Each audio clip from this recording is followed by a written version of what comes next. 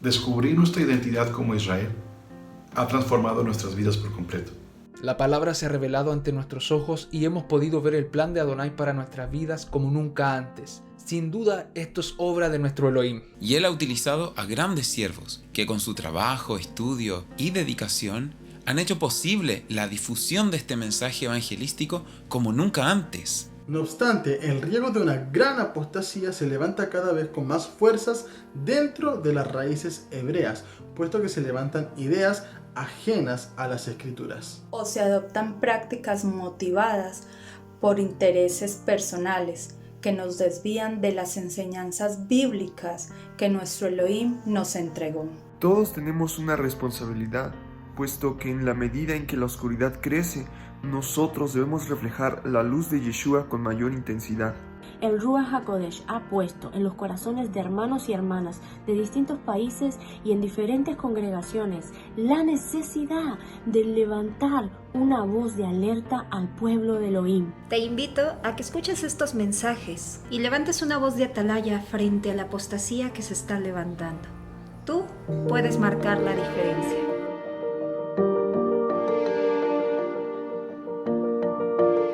No podemos olvidar a Yeshua, no podemos apartarnos de Él. Existe un grave riesgo y una grande apostasía que es alejarnos de Yeshua, minimizar su importancia, declarar que es solo un hombre, un ungido como cualquier otro en la Biblia. Debemos recordar que Él es nuestro Redentor y nuestro Salvador.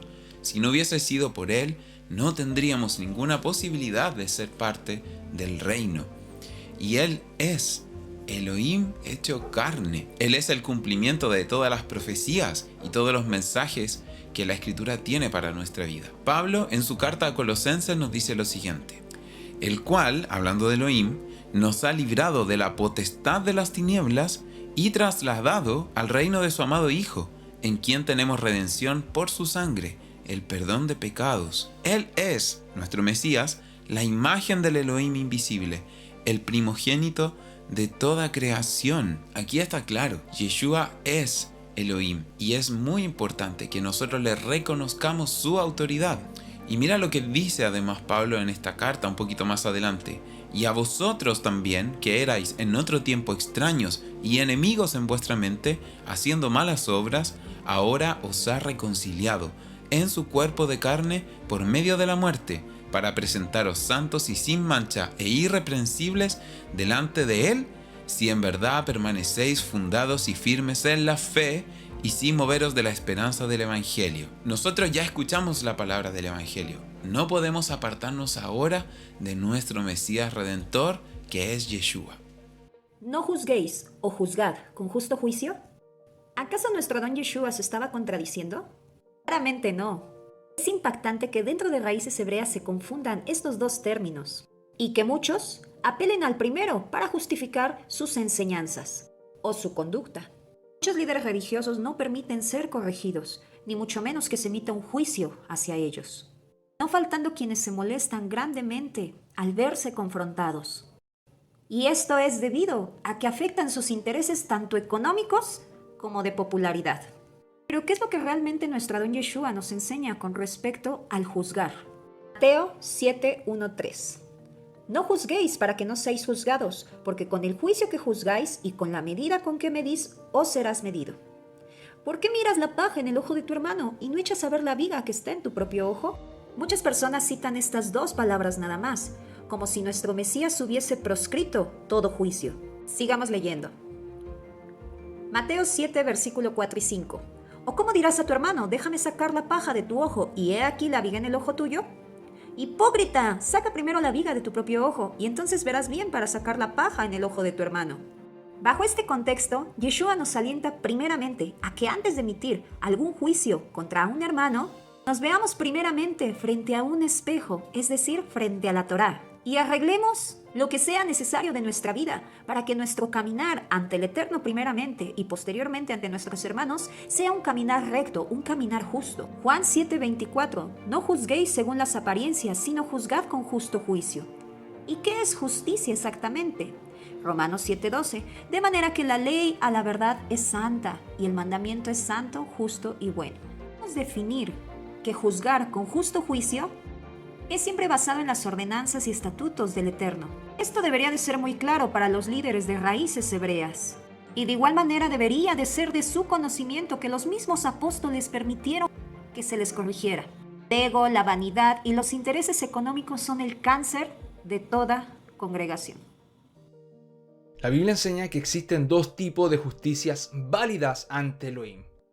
La principal y más importante es la justicia que nos entrega nuestro Señor Yeshua por medio de la fe. Esta justicia actúa en el momento que nosotros creemos en el sacrificio en la cruz del Calvario. Siendo nosotros culpables de toda transgresión en contra de la Torá, sin Adonai, sin una identidad, allí nuestro Mesías nos hace justos delante del Padre. Luego de recibir esta justificación por medio de la gracia, comienza otro tipo de justicia en el creyente, impulsado por el Ruach HaKodesh, el Espíritu Santo, el cual nos lleva a obedecer lo que es imposible para la carne, el cual son los mandamientos. El obedecer los mandamientos de Adonai es vivir en justicia. Por lo tanto, persona que practique el mandamiento es justo. Sin embargo, el día de hoy hay muchas personas que buscan otros medios no bíblicos para santificarse y justificarse delante de Elohim, supuestamente para tener una mayor intimidad con Adonai. Esto lo podemos ver en las 50.000 denominaciones que se encuentran en el cristianismo y lastimosamente en un gran sector de las raíces hebreas, para ser exactos, las prácticas judaizantes. Quiero ser muy claro aquí.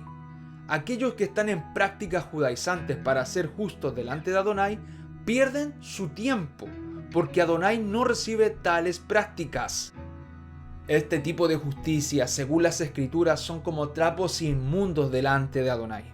Todo seguidor de Yeshua debe guardar el día de Shabbat en el día en el cual Mashiach lo hizo. Primera de Juan capítulo 2 versículo 6 nos dice que todo aquel que declara estar en unión con el Mashiach debe encaminar su vida de la forma en la cual Mashiach lo hizo. Muchos de nosotros proclamamos que los 4 primeros Moedim se cumplieron en el cuerpo de Yeshua, y esto solamente puede ser posible si el Shabbat es del atardecer del viernes hasta el atardecer del sábado. Déjame y te lo explico.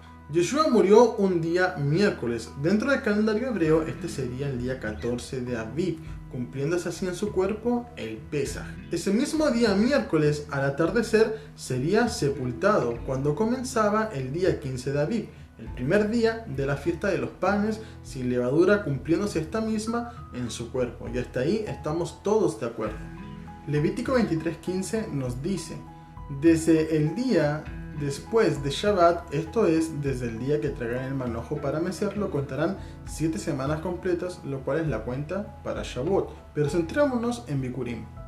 Nos dice este texto que después del Shabbat semanal vendría la fiesta de Bikurim, de los primeros frutos, y Yeshua dijo que en él se cumpliría la señal de Jonás, es decir, que permanecería 3 días en el sepulcro, así como Jonás 3 días en el vientre del pez. Y contemos, de miércoles al atardecer a jueves al atardecer es un día, de jueves al atardecer al viernes al atardecer son 2 días, y del viernes al atardecer al sábado al atardecer son 3 días. Así Yeshua reposaría incluso en su muerte en el día de Shabbat y se levantaría para el sábado al atardecer, donde comenzaría el primer día de la semana, lo cual sería Bikurim, cumpliéndose así con lo que está establecido en Levíticos 23. Yeshua guardó el Shabbat como los judíos de la época, es decir, del viernes al sábado. Así lo dicen las escrituras cuando entró en la sinagoga a leer el rollo de Isaías. De la misma manera y el mismo día lo hizo Pablo, instruyendo a judíos y a griegos en el día de Shabbat, incluso entrando a las sinagogas. Ningún maestro de raíces hebreas debería tolerar o fomentar que guardes el día de Shabbat en cualquier día, dependiendo de tus propias convicciones, pues cuando Jeroboam hizo esto, y específicamente con las fiestas, ya sabemos cómo terminó todo. Una de las cosas que debemos de tomar en cuenta en estos días y tener mucho cuidado es acerca del comercialismo corrupto en el nombre de Yuhei Babhei, en el nombre de Yahweh. No hay lugar en las escrituras escrituras donde se muestre más la ira de Yeshua que en la confrontación con los líderes religiosos, donde ellos explotaban a la gente en el nombre del Creador. En 2 ocasiones, Yeshua arrojó del templo a aquellos que se burlaban de la gente ingenua en nombre de la espiritualidad. Las escrituras nos relatan que Yeshua entró en el templo y echó ahí no solamente a los que vendían ahí, sino también a los que compraban. Y esto quiere decir que Yeshua no solo consideraba culpable a los vendedores corruptos, sino también a los compradores ingenuos. Él volcó la mesa de los que cambiaban monedas y de los que vendían palomas. Y Yeshua les dijo, escrito está, confirmando la profecía en Isaías, mi casa será llamada casa de oración, pero ustedes la han hecho una cueva de ladrones. Tristemente, esta situación se vuelve a repetir hoy en nuestros días, sino que esta situación está aconteciendo en aquellos que se dicen ser discípulos del Mashiach y hacedores de su Torá. Bien dijo Rashaúl en la carta a los romanos, tú que te enorgulleces de la Torá, con infracción a la Torá, deshonras al Creador, y como dice en la Tanaj, es por su causa que el nombre de Elohim es blasfemado entre los Goyim. A los oyentes les digo, es tiempo de despertar, de estar apercibidos, de desechar todo veneno, toda apostasía que se está levantando en estos tiempos, en estos últimos tiempos. Y esto puede que se vea algo inocente, pero su fin conlleva la muerte. Por eso debemos salir de ella, pueblo mío. Y a los que practican tales cosas les digo, arrepiéntanse, vuélvanse al Elohim de Israel, vuélvanse a las primeras obras. Ustedes saben que Adonai es lento para la ira y grande en misericordia. El que tenga oído, oiga, y con el corazón entienda. Shalom. Las escrituras nos detallan 3 formas cómo podemos o podríamos perder nuestra salvación. Aquellos que creen que la salvación no se pierde, las escrituras nos enseñan lo contrario. Veamos. Practicar pecados de muerte persistentemente sin arrepentimiento nos podrían llevar a perder nuestra salvación. No heredarán el reino de Dios, ni tampoco entrarán al milenio ni a la nueva Jerusalén aquellos que permanecen en pecado de muerte sin arrepentimiento. El ensoberbecimiento como injertado en Israel. La breve definición de salvación es ser injertado en Israel. El apóstol Pablo advierte de la altivez que puede entrar en el corazón de aquel ex gentil, originándose así el antisemitismo en contra de los judíos rechazados. Por esta razón, la severidad de Elohim se puede manifestar en contra de los convertidos no judíos y podrían ser eliminados del pueblo. Practicar el judaísmo. Como ex gentil, practicar el Talmud, la Cábala y sus variantes no bíblicas después de convertido podría llevarte a una maldición casi irreversible.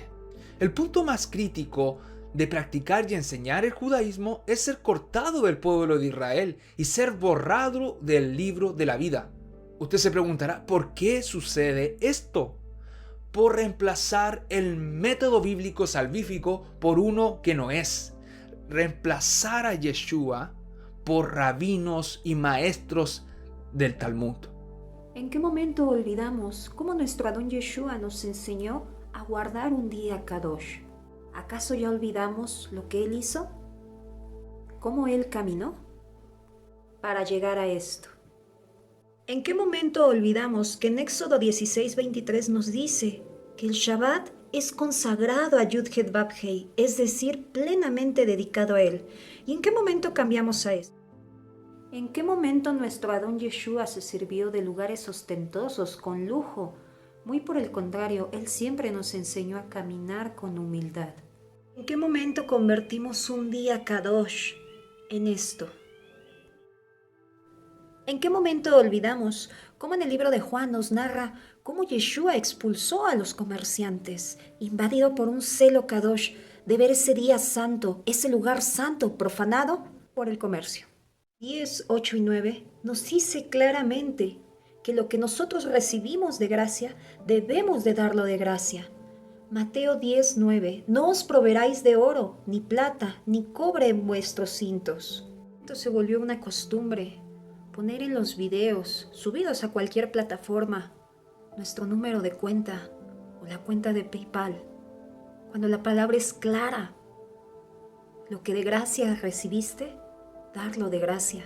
Es lamentable darnos cuenta cómo poco a poco líderes de raíces hebreas de este movimiento tan maravilloso que empezó el Ruach HaKodesh, los días Kadosh están siendo profanados por líderes que buscan sacar provecho de la palabra del Eterno y de su popularidad.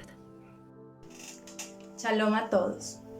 En 1 de Tesalonicenses 5, 21 y 22 dice: pónganlo todo a prueba, pero quédense nada más con lo bueno y rechacen todo lo malo. Pero ¿cómo logramos esto? Estudiando, leyendo, escudriñando las escrituras por nosotros mismos y, lo más importante, orando a nuestro Padre Celestial para que nos guíe, para que nos dé discernimiento y no permita que nos desviemos de su camino. Si usted no hace esto, fácilmente será engañado. En YouTube, redes sociales, etc., podemos encontrar a muchísimas personas compartiendo lo que estudian de las escrituras. Y a veces puede sonar muy bonito lo que dicen. Pero infortunadamente en este caminar, muchas personas, por querer encontrar lo más profundo del Padre, pueden estar comiendo del árbol de la ciencia del bien y del mal, queriendo ponerse al nivel del Creador y así definir qué es bueno y qué es malo. La palabra dice en Génesis 2:17: mas del árbol de la ciencia del bien y del mal no comerás, porque el día que de él comieres, ciertamente morirás. En Deuteronomio capítulo 4, versículo 2, Moshe exhorta a obedecer los mandamientos del Eterno, no añadiendo ni quitando. Vemos a día de hoy que por diestra y siniestra se intenta añadir o quitar a la Torá. Ya lo vemos desde el cristianismo o desde el judaísmo. No te vas a salir de Roma para meterte a Babilonia, ¿verdad? Mucho más grave a esto es ver que dentro de las raíces hebreas se está intentando mitificar relatos, reinterpretar las instrucciones y de esta manera se le resta autoridad a las sagradas escrituras. Y así también se relativiza la seriedad de los mandamientos. Yeshua es la Torah viviente. Relativizar la Torah nos lleva incluso a relativizar al Mashiach. Y nosotros, como sus seguidores, debemos únicamente ajustarnos a su enseñanza. Solo el Ruach nos lleva a la total comprensión de las escrituras, sin necesidad de libros, enciclopedias y un montón de cosas a conciencia humana. Pues el libro de Isaías nos dice: todos nuestros actos de justicia, lógicamente a conciencia humana, son como un trapo de inmundicia ante la presencia del Creador. Tampoco necesitamos filosofar para poder llegar a la comprensión de las Escrituras. Mira lo que dijo Pablo con respecto a esto. Mirad que nadie os engañe por medio de filosofías y huecas sutilezas, según las tradiciones de los hombres, conforme a los rudimentos del mundo y no según los del Mashiach. No desviarse de la doctrina de Yeshua. Todo maestro o líder que enseña la Torá y la fe en Yeshua no debe apartarse de la doctrina que ya estableció Yeshua. No debe apartarse por seguir interpretaciones, doctrinas, opiniones, creencias de hombres que se salen de lo que ya está estipulado. Debemos de tener claro cuál es la doctrina de nuestro Salvador, la doctrina de Yeshua. Porque si no tenemos esto en claro, vamos a terminar apartándonos de lo que ya estableció Él. ¿Y cuál es la doctrina de Yeshua? Juan 7 del 16 al 18. Mi doctrina no es mía, sino de aquel que me envió. El que quiera hacer la voluntad de Elohim, conocerá si la doctrina es de Elohim o si yo hablo por mi propia cuenta. El que habla por su propia cuenta, su propia gloria busca. Pero el que busca la gloria del que le envió, este es verdadero y no hay en él injusticia.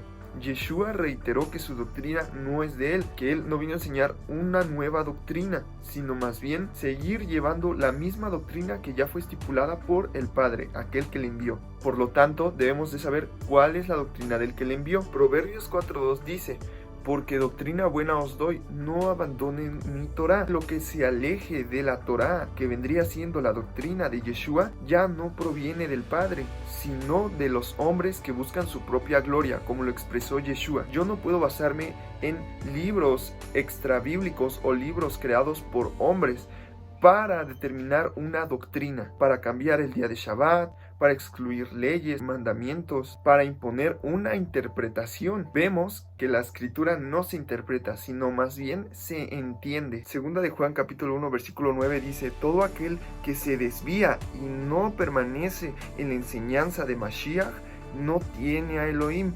El que permanece en la enseñanza tiene tanto al Padre como al Hijo. Pablo habla a Timoteo y les da ejemplos de aquellos que desertan de la verdadera doctrina. Si alguno enseña otra cosa y no se conforma a las sanas palabras de nuestro Señor Yeshua HaMashiach y a la doctrina que es conforme a la piedad, está envanecido, nada sabe y delira acerca de cuestiones y contiendas de palabras, de las cuales nacen envidias, pleitos, blasfemias, malas sospechas, disputas necias de hombres corruptos de entendimiento y privados de la verdad, que toman la piedad como fuente de ganancia. Apártate de tales. Pero gran ganancia es la piedad acompañada de contentamiento, porque nada hemos traído a este mundo y sin duda nada podremos sacar, así que teniendo sustento y abrigo, estamos contentos con esto.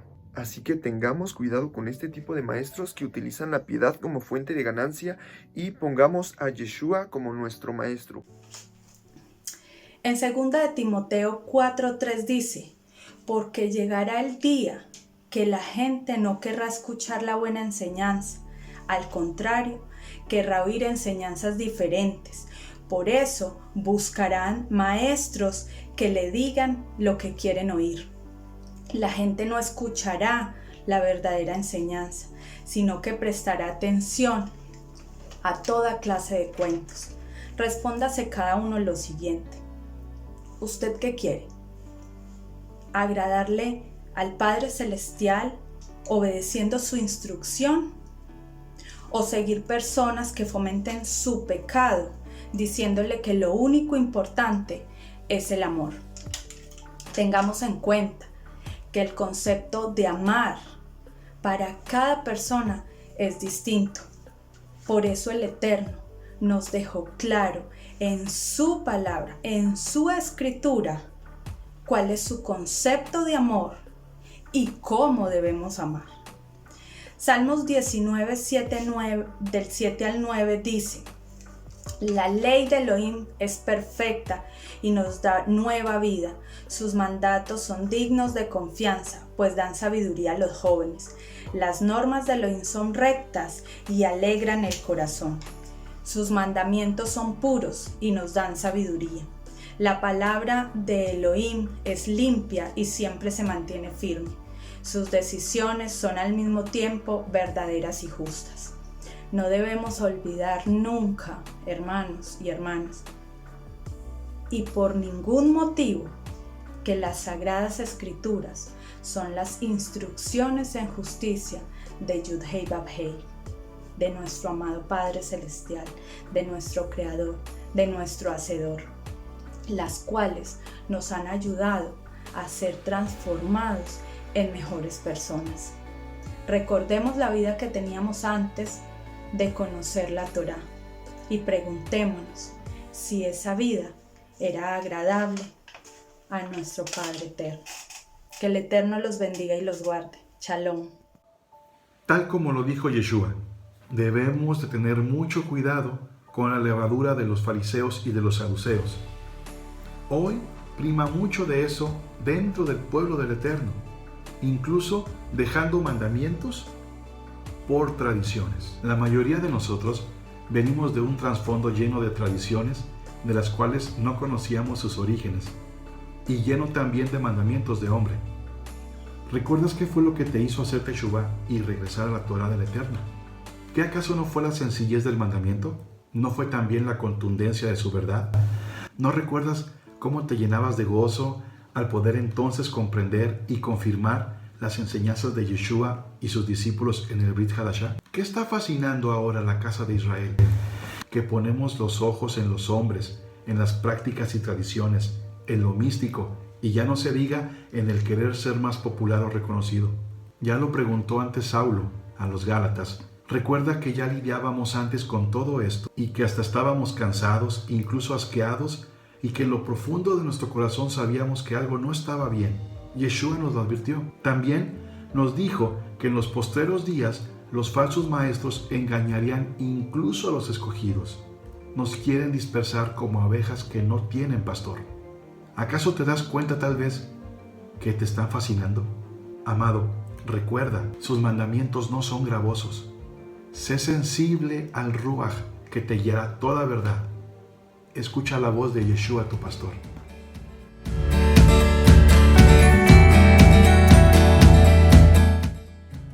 Es el momento para que levantemos una voz de alarma para todo el pueblo de Adonai. Todos, líderes y pueblo, tenemos que redoblar nuestros esfuerzos para luchar contra esta gran apostasía. La Escritura nos advierte en la segunda carta a Tesalonicenses capítulo 2, que no os dejéis mover fácilmente de vuestro modo de pensar, ni os conturbéis ni por espíritu ni por palabra, ni por carta como si fuera nuestra, en el sentido de que el día de Adonai está cerca. Nadie os engañe en ninguna manera, porque no vendrá sin que antes venga la apostasía y se manifieste el hombre de pecado, el hijo de perdición, el cual se opone y se levanta contra todo lo que se llama Dios o es objeto de culto. Sabemos que esto tiene que ocurrir, pero también sabemos que nosotros tenemos otro llamado y otro propósito, que es estar firmes en las Escrituras, amar a nuestro Elohim sobre todas las cosas y con todo nuestro ser y al prójimo como a nosotros mismos. Así que hermanos, estad firmes y retener la doctrina que habéis aprendido por palabra o por carta nuestra, y por el mismo Yeshua HaMashiach, Adón nuestro, y Elohim nuestro Padre, el cual nos amó y nos dio consolación eterna y buena esperanza por gracia. Conforte vuestros corazones y os confirme en toda buena palabra y obra. Amén. La Escritura es muy clara. ¿Vas a oír su llamado? Fue el Ruach quien puso en todos nuestros corazones esta voz de alarma. Nosotros solo somos atalayas para advertirle, pero la responsabilidad es tuya. Si tú también percibes este riesgo, entonces hay algo claro que debes hacer. Levanta tu voz y advierte al pueblo que hagan techubá, volvamos a la senda antigua y exaltemos el nombre de nuestro Elohim. Shalom.